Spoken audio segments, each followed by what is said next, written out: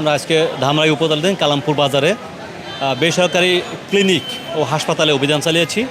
তারপর আমরা ঔষধের দোকান দেখেছি, ঔষধের দোকান আসলে পরিবেশ কেমন অথবা কোনো মেয়াদ উত্তীর্ণ ঔষধ বিক্রি করে কিনা।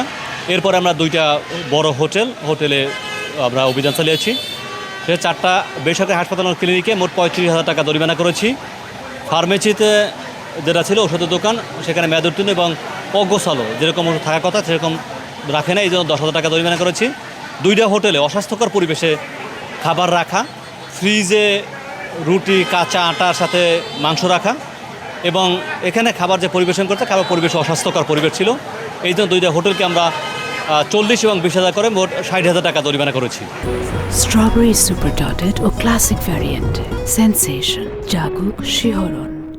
হাসপাতাল ও ক্লিনিক যেগুলো ছিল তাদেরকে দেখা যাচ্ছে এই বছরে অনেকের লাইসেন্স নাই।